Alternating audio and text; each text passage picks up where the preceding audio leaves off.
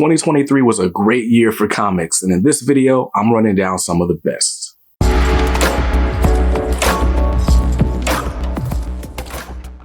Welcome back to Comics Are Dope. I'm BJ Kicks, and listen, we can't get all the way to the end of the year without an end of the year best of comics list. And so these were some of my favorite titles in 2024.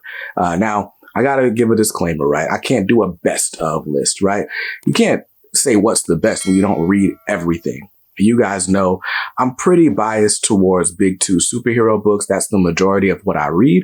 Therefore, that's what I'm ranking. So there are plenty of books that aren't going to make this list, not because they're bad, but because I haven't read them. I'd love to hear your suggestions in the comments down below.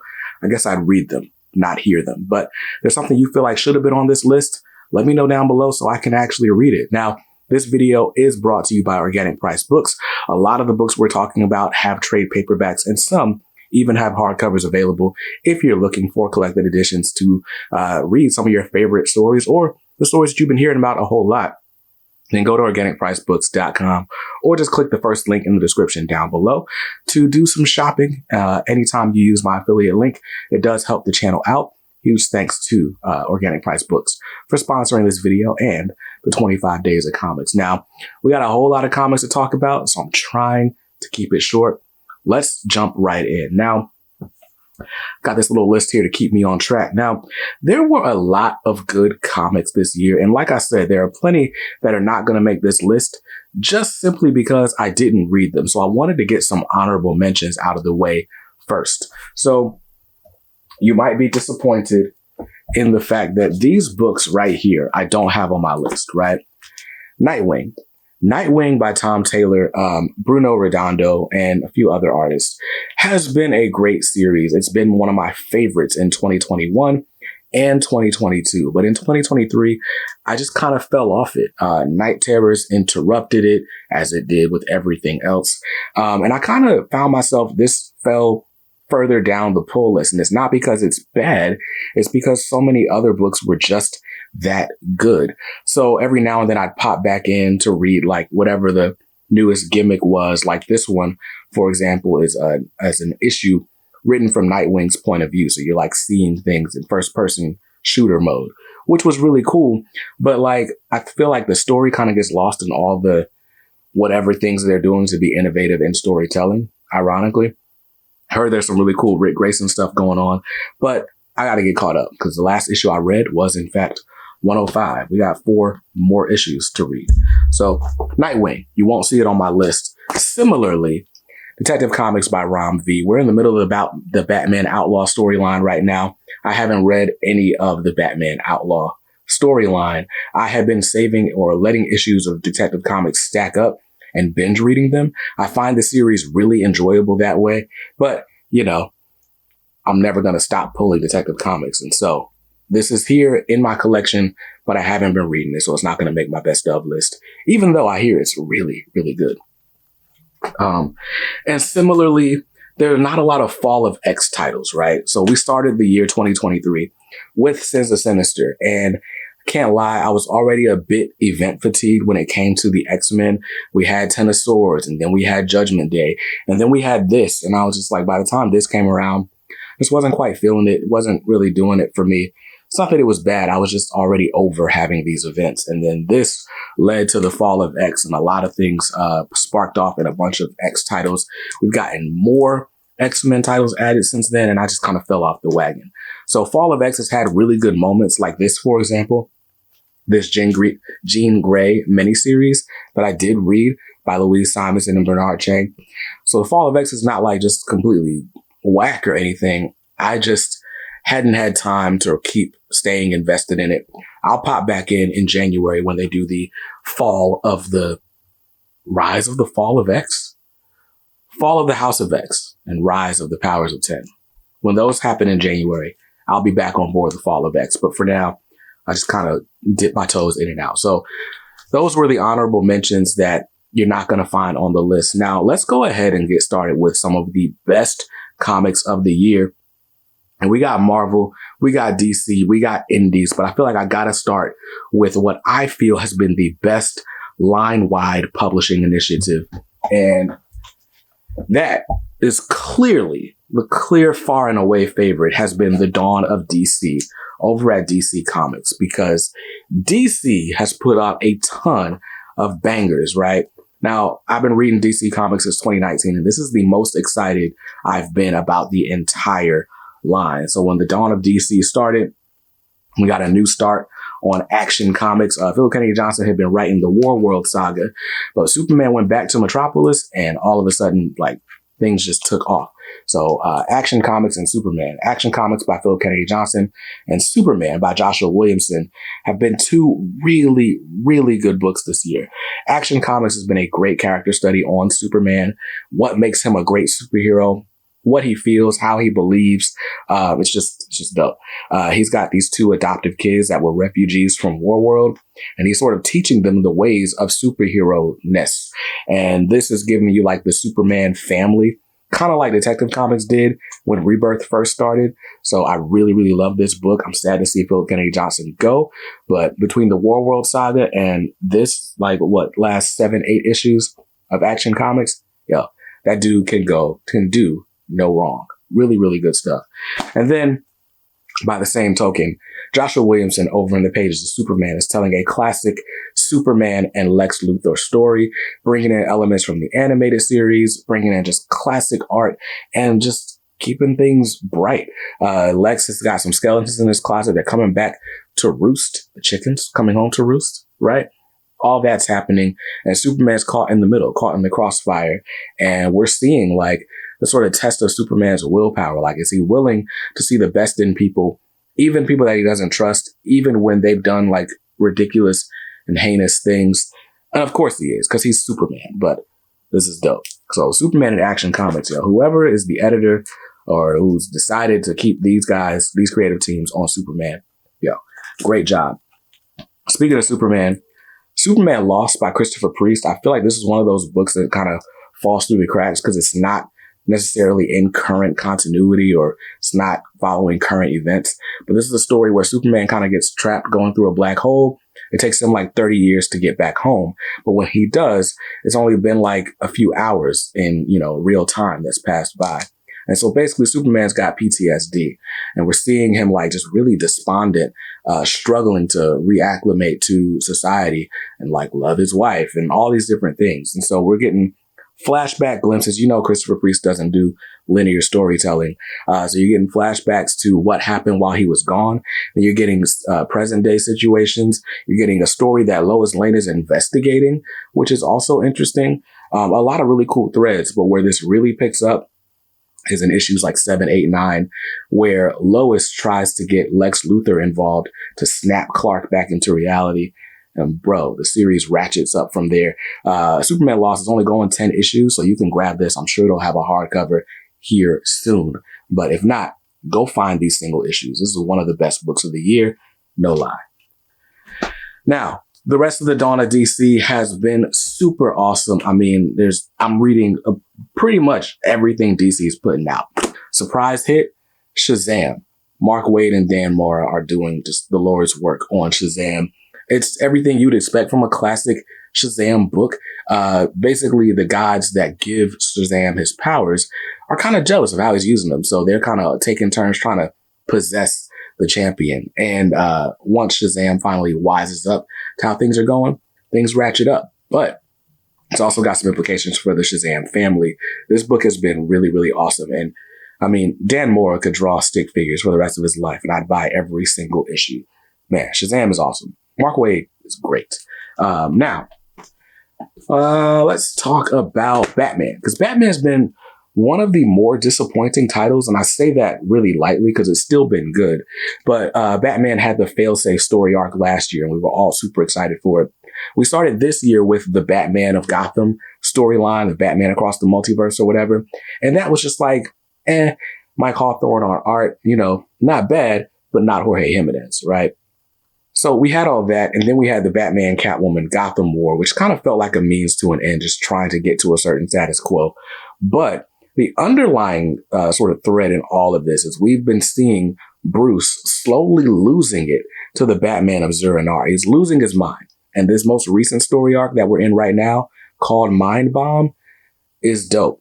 And next year we're getting Joker Year One, and then we're getting like this whole Zurinar War or whatever we're calling it. That is going to be some awesome comics. Chip Zdarsky still got me hooked with Batman, and I'm excited about 2024. But yeah, Dawn of DC. I've even been reading titles like this, Cyborg by Morgan Hampton. Cyborg is back in Detroit. He's got some old, skeletons. He's got some old trauma to deal with. And this series has been a really fun but poignant series as well. I need to get caught up because I've only read the first 4. I'm pretty sure issue 5 is already out. So Cyborg is dope. But yo, maybe one of the best Dawn of DC books is this, Tom King's Wonder Woman. Tom King, Daniel Sampere. The art is beautiful. Like, you need to look at this book just because it's beautiful to look at. But Tom King is swinging for the fences. He's really trying to tell like the Wonder Woman story of modern days. And it's got everything you would associate with the values that Wonder Woman stands for, right? It's Wonder Woman against like misogyny and women being oppressed. But it's also like, she's like a great icon. Like, she's just graceful. She's powerful. She's strong. She's poised, like all of that. And we're getting like this sort of subcontext on how people are radicalized, and just there's a lot going on in this book. I will tell you, if you are not a fan of like overt current day politics or talking points being in the comics that you read, this one isn't going to do it for you. If you're not a big Tom King fan already, this one isn't going to make you a Tom King fan. But this is a really, really good book. And if you doubt that Tom King can write good comics, this is an example of why you're probably wrong. So all of that is really dope. But I think my favorite books from the Dawn of DC, which is crazy, I know I'm about to say this, but Green Lantern by Jeremy Adams with art by Hermonico is just amazing. Like, Hermonico's art like just looks like it needs to be the art direction for an animated film. Like, I wish the Tomorrowverse looked like this, but you know, whatever. But Jeremy Adams on Green Lantern. Hal Jordan's back on Earth. He can't really use power rings like that. The Corps has kind of exiled Earth from everything the United Planets has. And we've got action. There's a classic like Hal Jordan versus Sinestro stuff going on in here. There's Hal Jordan trying to get Carol back. I always call her Carol Danvers. It's Carol Ferris. He's trying to get his lady back. There's a lot of stuff going on. In this first issue, I was like, yo, I don't like Hal. Like, and I even did a whole video about why Hal just came off like horrible to me in issue 1. But by the time we got to this issue 4 and Barry Allen shows up, and it's a classic like Hal and Barry team up to save the day. First of all, Hal's doing some really cool things with his lantern rings, but also we get a little bit deeper into the heart and the mindset of the character of Hal Jordan. And suddenly he's a lot more sympathetic. This book is dope. It's got that trademark whimsy that you would expect from a Jeremy Adams comic.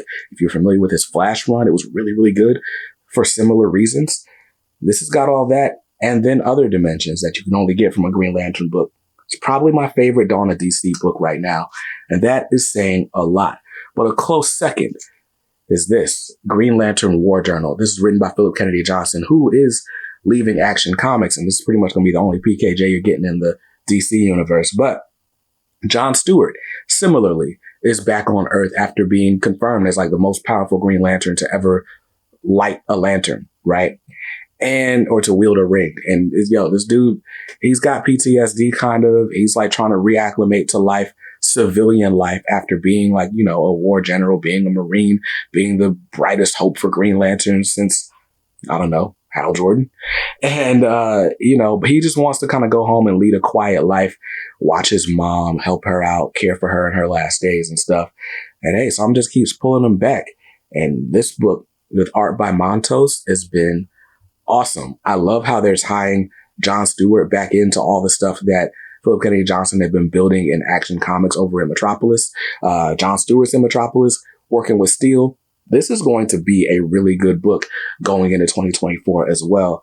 But all in all, man, Dawn of DC, between, well, honestly, all of these titles, it's been difficult for me to even have time to read anything else. And I guess if that's, if you're a comic book publisher, it's kind of like the best case scenario for you, right? So, Dawn of DC, some of the best books I've read this year. Now, you know I'm not going to do an end of the year list without talking about Milestone in some way. And the best Milestone book on shelves this year was Static, Shadows of Dakota. This 7-issue series just wrapped like last week or the week before as I'm filming this, and it was awesome. Nick Draper-Ivey joining Vita Ayala as the co-writer, and he's also taking over art without anyone doing his layouts. It's been really, really good. But what we get here is like the perfect combination of the sort of Static that you remember from the 90s comics and the Static you remember from the Static Shock cartoon and more of the supporting cast. This time we get Ebon in comic form. And let's just say they are the perfect polar opposites to each other, trying to sort of, in some ways, unite for a common goal, because somebody's out there kidnapping bang babies, and it ain't pretty. I love the tone of this book. It's definitely a darker book than Static Season 1 was, but we end on such a bright note that I can't spoil, but you need to read this. I'm excited to see what Season 3 of the Milestone Returns looks like. This was really good. Icon vs. Hardware is kind of disappointing to me, but hey, there's still some dope things happening in Dakota. Bring on Blood Syndicate, though. Where's Jeff Thorne at? What's going on? So those were the DC books that I read this year and loved. Let's move over to the House of Ideas. All right. So, of course, we got to talk about Marvel Comics. And Marvel Comics is almost always the blind spot for me.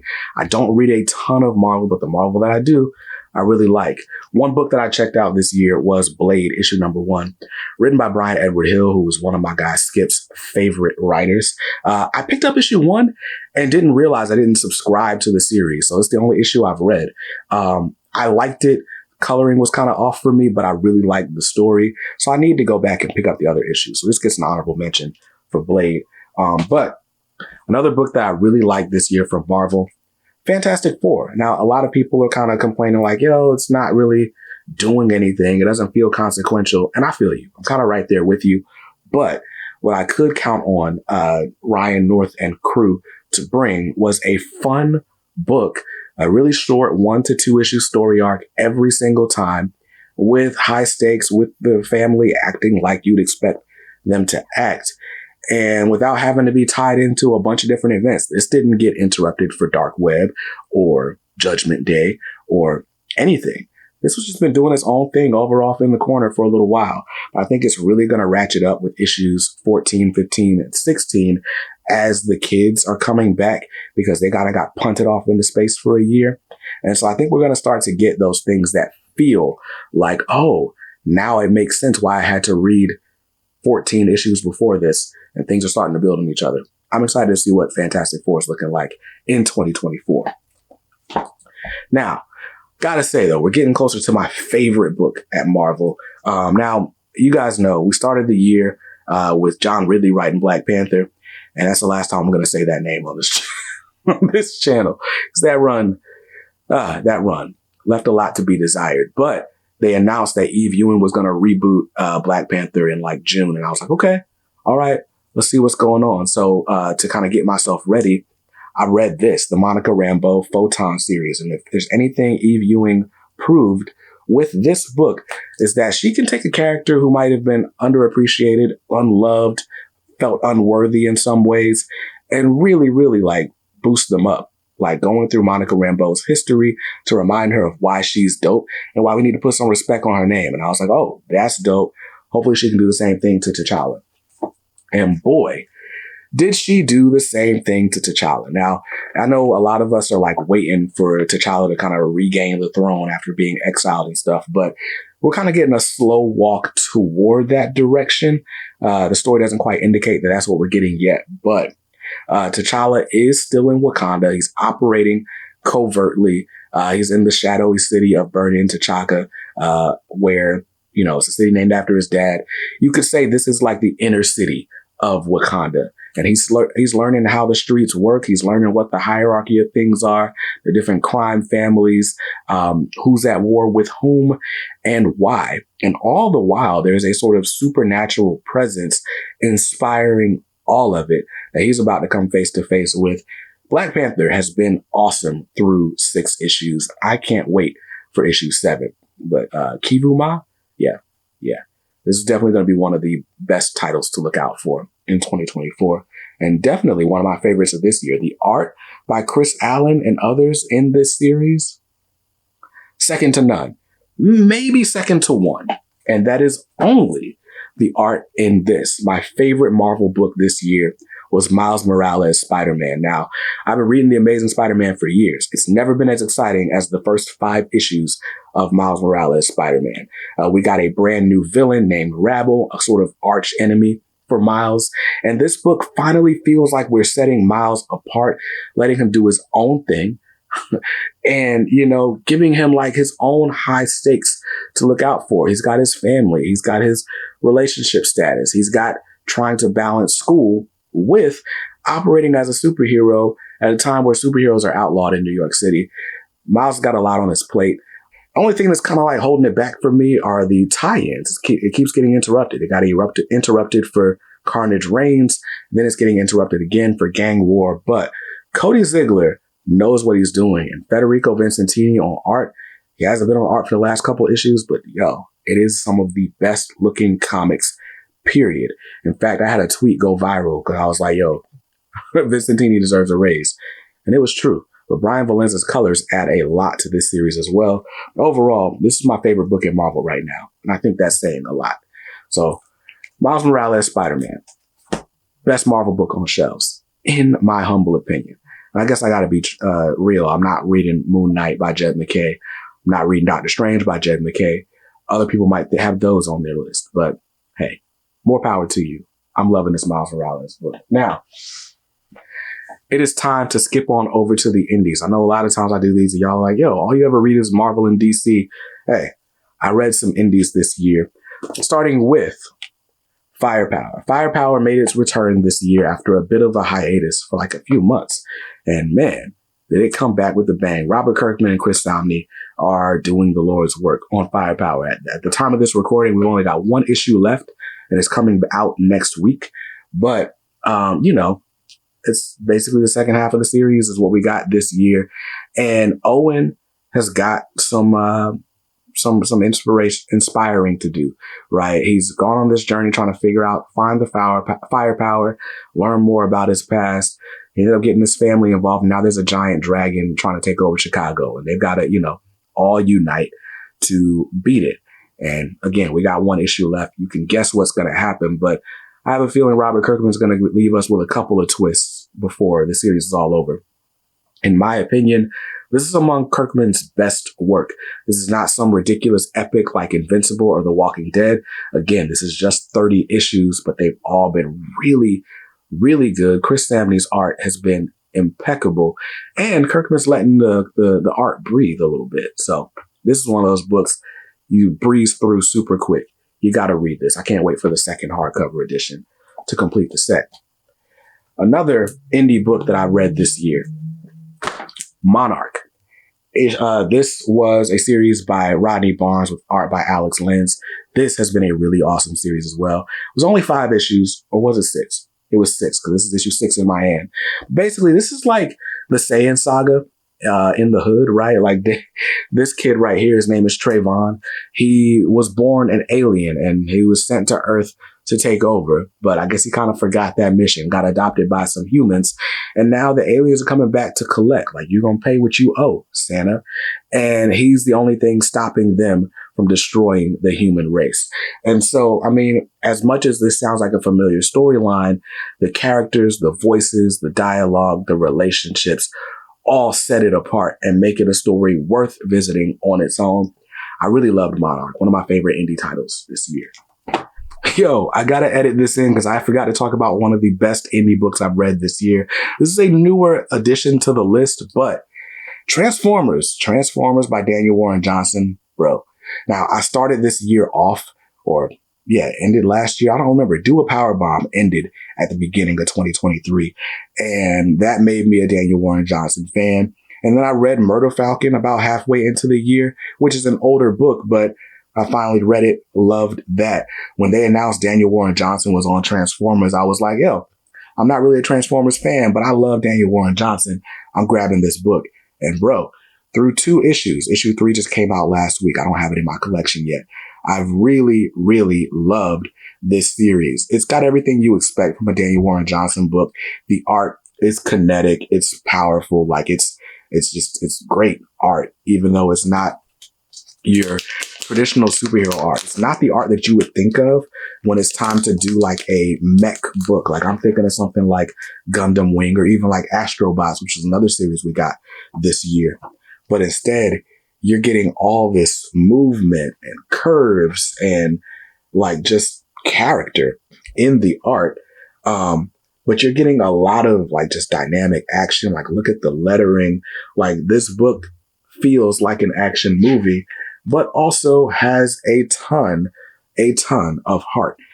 So you guys know action and heart. Those are like, those are the 2 things for me.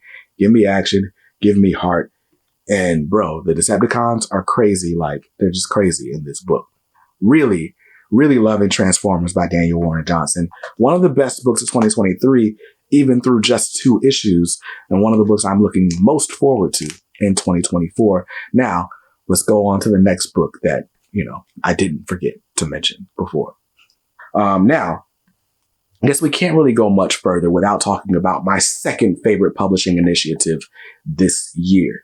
And that has to be the way that Dynamite Comics has been shepherding this Disney license.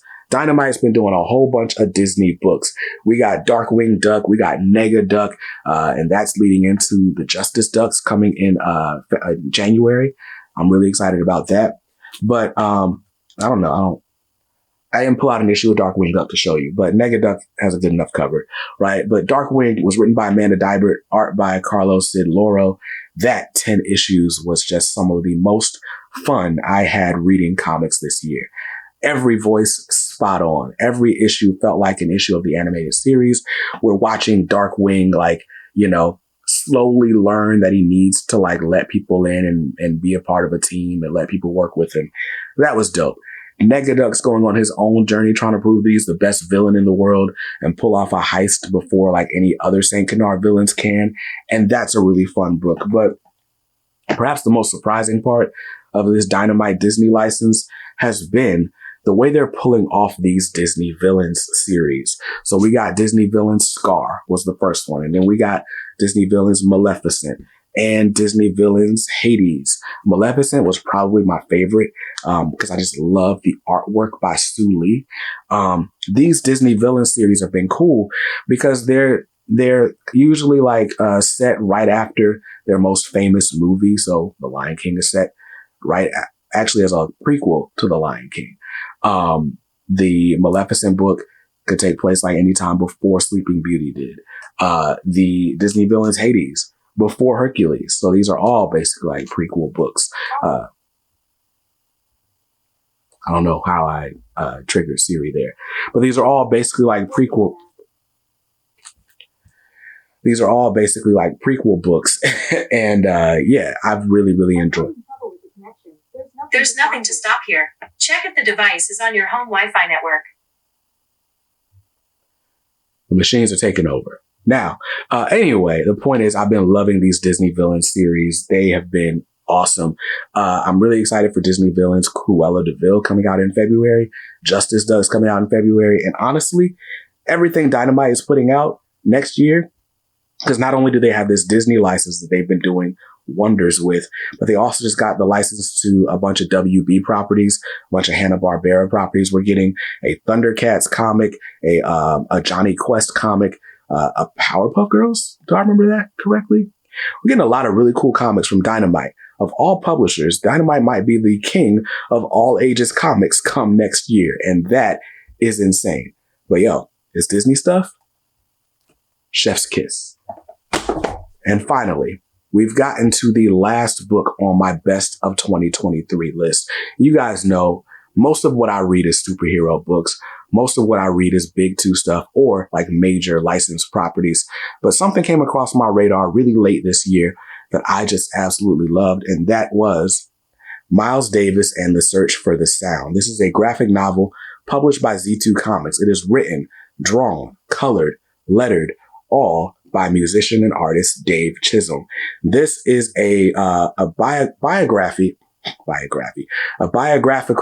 graphic novel about Miles Davis, told mostly in his own words or from his own perspective and adapted from like interviews. But what's awesome is reading all this in Miles' voice, but there is no one that draws music like Dave Chisholm. This has made me want to go and grab his other works, Into the Blue, Chasing Bird. Like, yo, this is just dope. This is just dope. If you're a Miles Davis fan, if you're a fan of jazz music, I did a whole review of this book, so I won't rehash it here.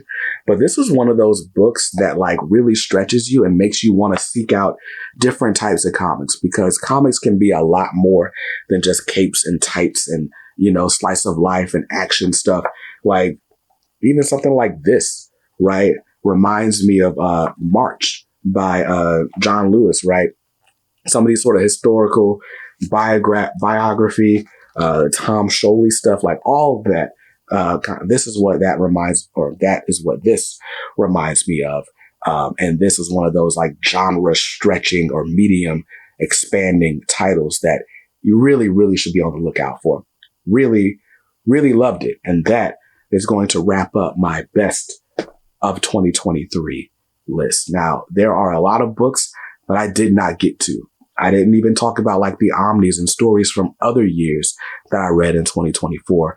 I've been teasing a review for like 3 weeks now that you guys are finally getting soon. But this was my best of 2023 list when it came to ongoing series that I was going to the comic shop for every month. I want to know what your favorite titles were. Are there anything that on this list that you agreed with? Were there books on this list you disagreed with? Let me know in the comments down below. If you want to really, really argue with me, then join me on Discord or on Facebook in the Comics Are Dope community. Links in the description down below. Huge thanks to the channel family for making this video possible. You guys are the reason I have a pull list. You're the reason I'm able to sit in front of a camera for hours at a time. You guys do a lot for the channel, and I really, really appreciate it. Huge thanks to Organic Price Books for sponsoring this video, but I'm going to go ahead and get back to cleaning my office. I took out all those books just to show you. I'll see you in another video soon. Until then, stay safe, stay awesome, and read something dope today. Peace.